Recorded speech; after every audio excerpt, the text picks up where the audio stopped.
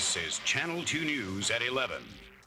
Good evening, I'm John Johnson. And I'm Dana Tyler. Tonight, a package bomb explodes as... Delivered in the mail about 10:30 this morning, addressed to her grandfather's last name, Gilmore, or occupant. It was a bomb concealed in a book and wrapped in plain brown paper. It had batteries in it, and when the book was opened, it completed a circuit which set off the explosion.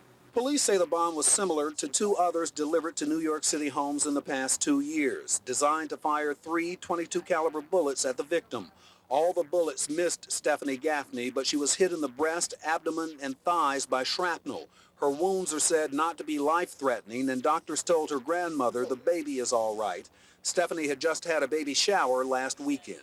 She's, everybody's friend. She's sweet, She's, like everyone who knows her around here, likes her and everything. I liked her. We had classes together in school. She was real nice. I couldn't think of anyone who'd do that to her.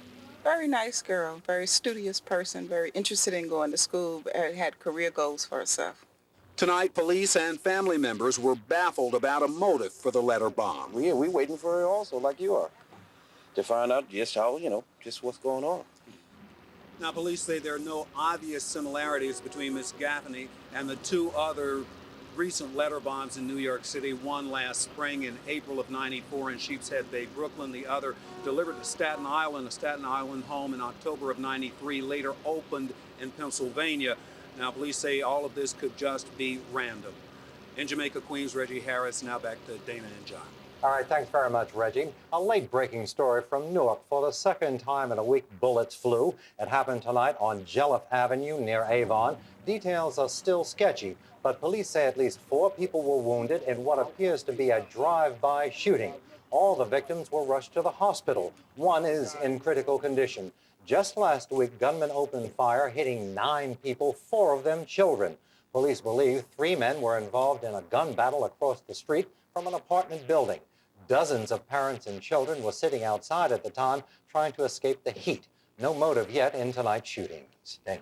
There are new details tonight concerning the frightening ride aboard an American Airlines jet en route from Los Angeles to New York. A number of passengers were injured when the plane hit turbulence last night. Passengers went flying out of their seats. They got help when the plane made an emergency landing in Chicago. Channel 2's Lou Young is live at Kennedy Airport to tell us why there were no warnings. Lou? Well, indeed, Dana, we have some new information you'll be interested in. The very nature of clear air turbulence is that it's undetectable until you hit it. That's why airline crews advise passengers to keep their seatbelts on, even if that seatbelt lamp is out. Well, it's a lesson a lot of people have learned the hard way tonight. They say it was like a roller coaster at 37,000 feet. The couple from New Rochelle is still talking about the flight from L.A. The plane hit clear air turbulence over Green Bay, Wisconsin. I had a glass of water in front of me. And when the plane went up or down, whatever it did, the water jumped up and I got soaked. I found myself on the floor after being bounced up and then way down onto the aisle. And while I was lying almost prone on the aisle, I said to myself, holy Jesus, this is it? Guy Friedman was one of dozens of passengers who were injured when the DC-10 began bouncing without warning. It's a pilot's worst nightmare, the type of violent air movements that don't show up on radar. The injured were taken off in Chicago. 19 were hospitalized there. Late word from the airline is that despite the sensation of falling passengers felt, the American Airlines jet was actually climbing during the incident. A spokesman described what happened during those 15 seconds of terror. That little bucking motion gives the sensation to the passenger, especially in back, that the airplane is dropping or then suddenly rising. And that was not the case at all. Those not wearing their belts got the worst of it, but some on the jet, like Howard Layden of Harlem, were actually hit by flying fellow passengers. There's a big fella behind me. He rose completely out of his seat and fell forward on me. There's such a thing as overconfidence, it turns out. The couple from New Rochelle illustrates that. Mimi is a nervous flyer who always wears her seatbelt. Guy is a relaxed veteran who thought he knew better. Wear a seatbelt, put seatbelts around your kids, and put them and leave them, and don't leave your kids. I mean, you just got to, can't be too relaxed. Oh, here's the relaxed one. The relaxed one got it in the neck.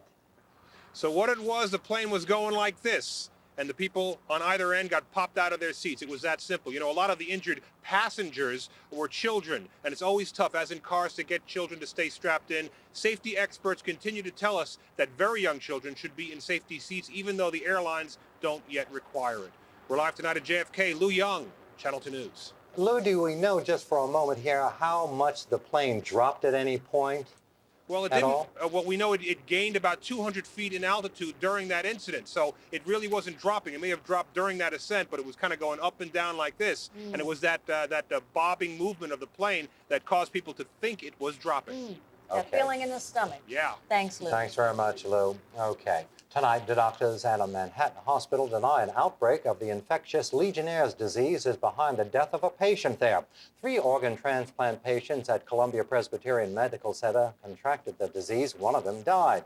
But the hospital says the death was the result of other complications. A hospital spokesman says cases of the illness at the hospital are probably more frequent than is commonly thought. The antibiotics that are used to treat pneumonia in immunocompromised patients, in fact, would cover this organism. So people may get started in an outpatient doctor's office on either erythromycin or Bactrim to treat a mild pneumonia, and you would maybe never even know that they had this organism. The hospital has cleaned its hot water system, the suspected source of the infections. Dana. Tonight, a search is on for an elderly couple from Teaneck, New Jersey. They vanished 2 weeks ago. They were last seen in Hopkinton, New York, in the Adirondack Mountains. They were on vacation there. New Jersey correspondent Ren Scott talked with the couple's very worried daughter. Have completely disappeared. The last time they were seen was on the morning of June 13th. Joanne Curvin spent the day preparing for a second trip to northern New York State to search for her elderly parents. 2 weeks ago, 74-year-old Edward Curvin and his 70-year-old wife Audrey decided to cut their vacation short and drive back to Teaneck. Audrey suffers from Alzheimer's disease and reportedly wasn't feeling well. An old friend by the name of Ladora escorted the couple on the hour-and-a-half drive from Messina to the town of Hopkinton. The friend said goodbye, and the couple disappeared. They got out of the car, hugged and kissed goodbye, and drove off. I asked Fedora what their frame of mind was, and she said they were in good spirits. Since then, Joanne and the New York State Police have mounted a massive search. Posters have been distributed all along the route that the couple probably traveled, and there was a possible sighting in a sporting goods store in Saranac Lake the day the couple disappeared. But the area is mountainous, the road's dangerous, and investigators say anything could have happened. So we're dealing with a lot of little streams, gullies, lakes, ditches, embankments, long, windy, and curvy roads. There's a slim chance that Edward Curvin has suffered a mild stroke or some other medical problem, and that he and his wife with Alzheimer's are wandering back roads, not even aware that they're missing. If there was an accident and it was not a hijacking, or rather a carjacking, in all likelihood, I would assume that my father might have survived. And if he's wandering around, he might not survive long, and certainly my mother would not. At this point, investigators have few leads and are asking for help from anyone who may have seen the couple or their car. The car is described as a 1992 Buick Regal sedan 4-door. It is beige in color with New Jersey license plate HYB19M.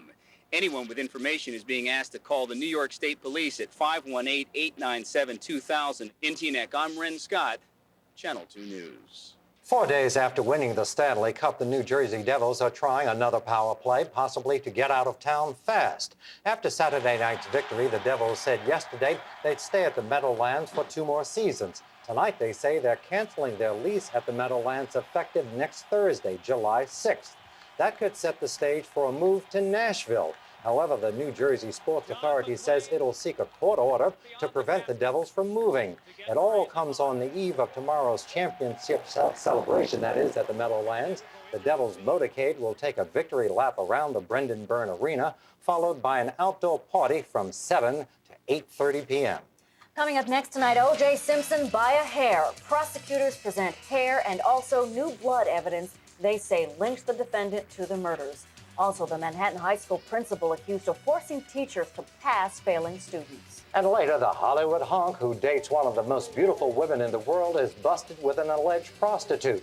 Plus storms forecast. Separate stories, clearly. And we are looking at some much better weather as we go into the next couple of days. All the details when we come back.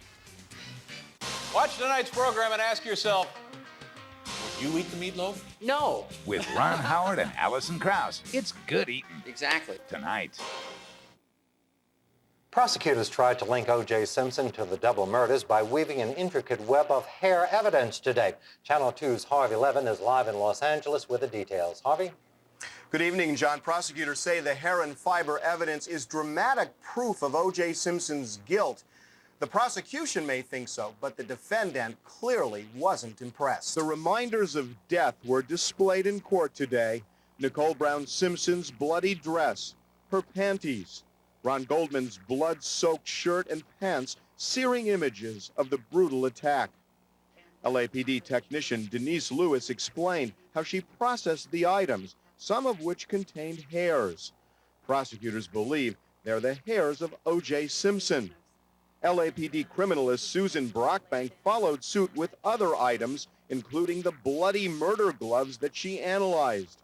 Again, prosecutors say telltale hairs should rightly solve this murder mystery. I was asked to separate the darker pigmented hairs from the lighter ones. There were some hairs that appeared to be blonde in color, very light, and then there were some dark black to brown hairs. The prosecution is expected to wrap after presenting the hair and fiber evidence. Johnny Cochran is not impressed. Ending with the whimper. Today was so tedious, even O.J. Simpson dozed off. An incredible sight. The man whose life is on the line just couldn't take the tedium. And the jury didn't do much better. The prosecution at all times should be concerned with how the jury would perceive the presentation of the evidence, rather than being concerned with the quantity of the evidence presented. And late today, the prosecution filed legal papers in which they declared their intention to call a number of witnesses who observed O.J. Simpson immediately before and after police notified him of the murders. They include people who stayed and worked at the hotel that O.J. Simpson was at, as well as a passenger on the flight home. And clearly the defense is going to argue that O.J. Simpson's visible emotional upset after hearing about the murders is proof of his innocence. Reporting live from Los Angeles, I'm Harvey Levin. John and Dana, back to you. Okay, thanks, Harvey. Thank you, Harvey. Tonight, New York City Schools Chancellor Ramon Cortines says he plans to fire the Manhattan High School principal who allegedly let failing students pass. Cortines says it's clear Washington Irving High School principal Robert Durkin allowed as many as 19 failing students to graduate. Teachers at the high school in Gramercy Park say Durkin pressured them to pass kids who didn't deserve it to boost his record as principal. We really want the standards to be maintained. We don't think kids should be just passed if they haven't done appropriate levels of work. It's a mockery of education. We really want the diploma to mean something. The Manhattan School Superintendent is reviewing the files of the students involved. He is expected to report tomorrow on whether they should be allowed to graduate. John? The nation's largest tobacco company says it's taking steps to help keep kids from smoking. Philip Morris will no longer give free samples of its brands, which include Marlboro, Virginia Slims, and Benson & Hedges. The company will also put a stamp on cigarette packs that selling to minors is illegal, and it wants stores to card kids for proof of age. However, critics charge the move by the tobacco giant is nothing but a smokescreen because the actions are unenforceable.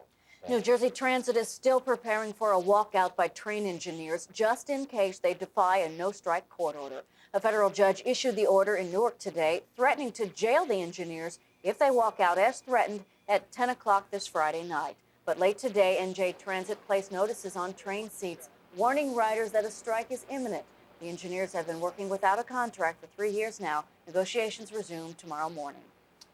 Next, the Hollywood shocker, a star actor is busted in an alleged sex act with a prostitute. And a Washington shocker as the former White House press secretary is arrested. Stay with us.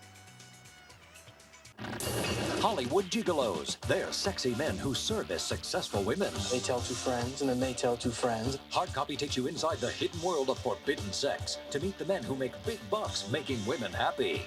They're Hollywood gigolos. Plus, when this man got stopped for speeding, he said what every driver wishes they could say to a traffic cop. Crazy! Caught on tape, The Angry Motorist on Hard Copy. Tomorrow at 7 on Channel 2. Actor Larry Hagman has been diagnosed with liver cancer, but his publicist denies reports Hagman needs a liver transplant after years of heavy drinking.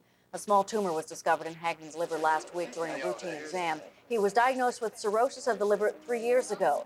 His publicist says Hagman is doing well and feeling great. The 63-year-old actor is best known for playing oil baron J.R. Ewing on the TV show in the late 70s, Dallas. An apology tonight from Hollywood heartthrob Hugh Grant following his arrest for public sex with a prostitute. The dashing British actor starred in the hit movie 4 Weddings and a Funeral. He's also known for dating one of the world's most beautiful women, Elizabeth Hurley, the voluptuous model for Estee Lauder Cosmetics. Police in Hollywood say they spotted Grant early this morning cruising Sunset Boulevard for a prostitute in his white BMW. Observed a known prostitute approach a vehicle and have a conversation with the man inside that vehicle, who was later identified as actor Hugh Grant. Grant issued an apologetic statement late today saying, and I quote, "Last night I did something completely insane. I have hurt people I love and embarrassed people I work with. For both things, I am more sorry than I can ever possibly say." Another well-known face had an embarrassing brush with the law last night. Former White House Press Secretary Dee Myers was arrested in Washington early this morning after she failed a breathalyzer test. Police stopped her for driving on the wrong side of the street. Myers, who's now a talk show host, was charged with driving under the influence. She was released early this morning. She has a court date in 2 weeks.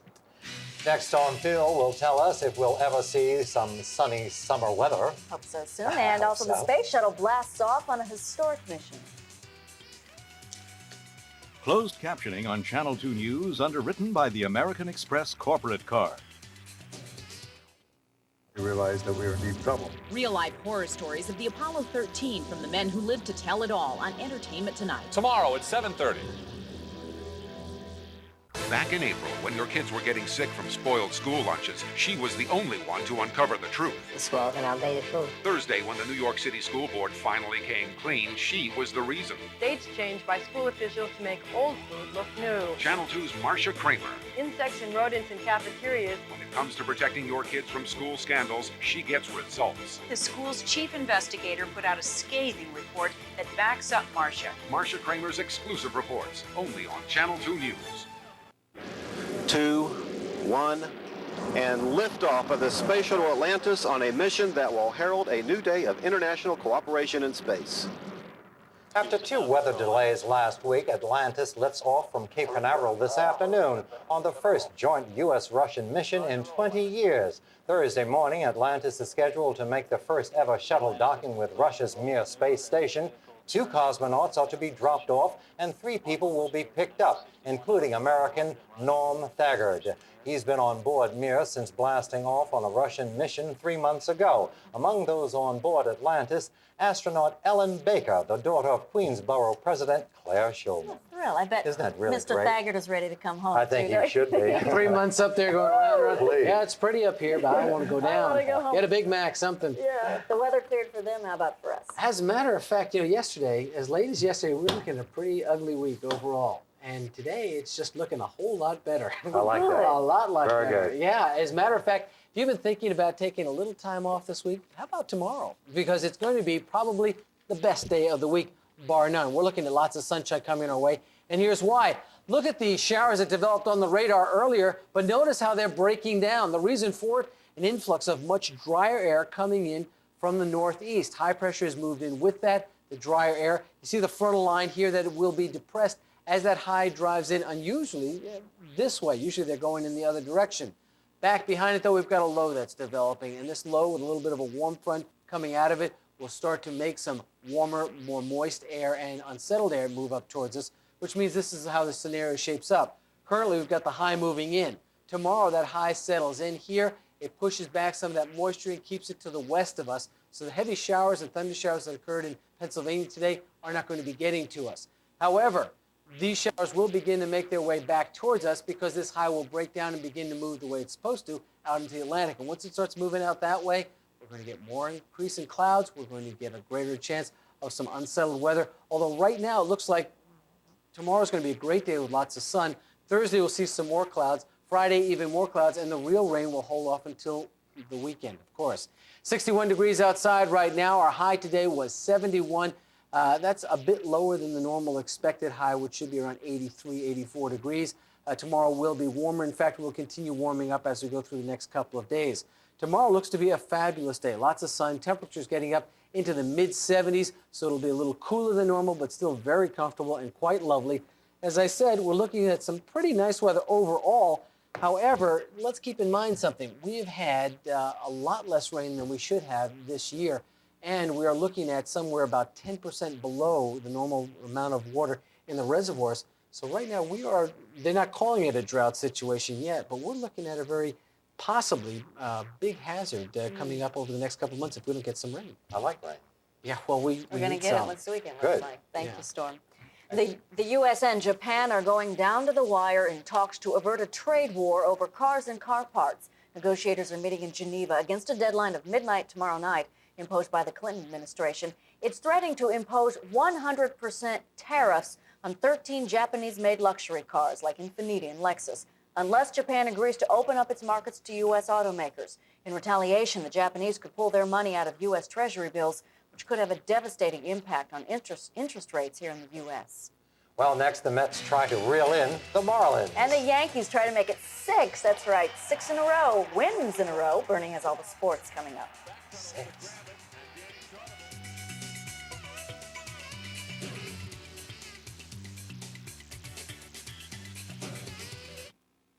All right, Bernie, with sports and what's up with the Devils? They say they're going to stay. Now they're going to leave. Right. They're going to Nashville. I think pretty much on? what they did, they just kind of put the thumb on them and gave them a little over a week to either come up with a deal or their history. Yesterday, the Devils said they'd be around for 2 more years. Today, they say they're gone by next Thursday, July 6th. Devils say they're ending their agreement with the Meadowlands because there have been 13 different lease violations. In essence, what the Devils did was give the New Jersey Sports Authority just over a week to come up with a new deal, or else they may be headed to Nashville. And Nashville says tonight they're getting a pro team even if New Jersey doesn't come. So Nashville's putting a little heat on them.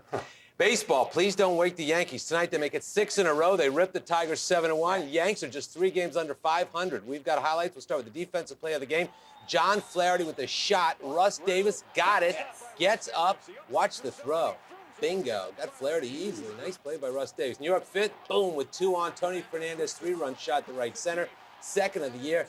Yankees had a 5-1 lead in this one. New York's 7th man on it was Tony Fernandez. Night. Here he rips a double to right that scores Mike Stanley. Fernandez 4 RBIs. Yankees beat the Tigers 7-1. But the Yankees gained no ground on the Red Sox because at Fenway, Boston beat Toronto 6-5 in 11 innings. Bill Hasselman hit the game-winning home run for Boston. Bill Hasselman has won the game for the Red Sox. What do you think, Blue Jay announcers, eh?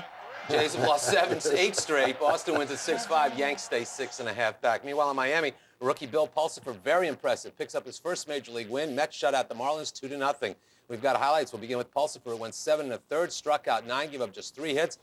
Quilvio Veras here literally goes down, huh? Nice job. Pulsipher jacked up tonight on his way to his first Major League win. Gets the high fives in the dugout. New York 8th, 2 on. Todd Hundley, tough grounder here off Colburn. Veras with the throw just a little wide. 2-run score. Mets beat the Marlins tonight in Miami, the final 2-0. The New York Jets today released running back Johnny Johnson, who was their leading rusher for the past 2 years. And back in 1993, Johnson was the Jets' No, not that John Johnson. This John Johnson, there you go. There you go. New head coach Rich Kotite said he released Johnson's now so he could catch on with another team. Johnson's salary was a factor in the decision he makes, over $2 million per season. I mean, that's not supposed to be out. Yeah, I know. The 2 mil. You know me, practice. Okay. Day 2 at Wimbledon, 9th-seeded Michael Stich, upset by Jaco Elting. Meanwhile, top-seeded Andre Agassi breezed past Andrew Painter in straight sets. Agassi will be in the far court on this point.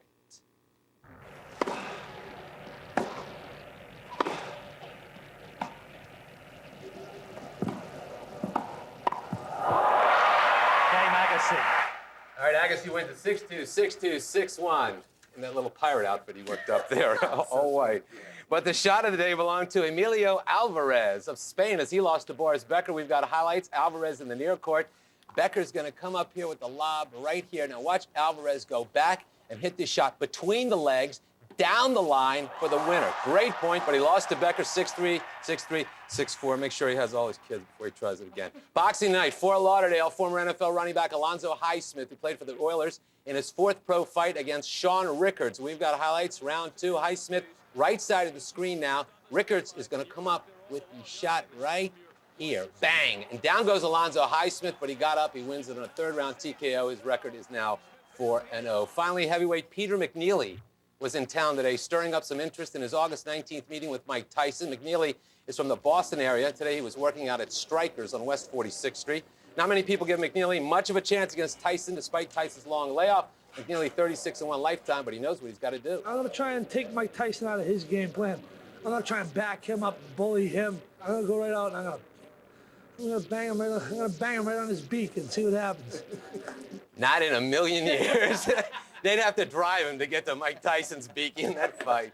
You don't think they're bringing Mike Tyson in his first fight against a guy, even though he's 36-1. Bang him on the beak anyway. Okay. Thanks Thank you for a lot. See you, kids.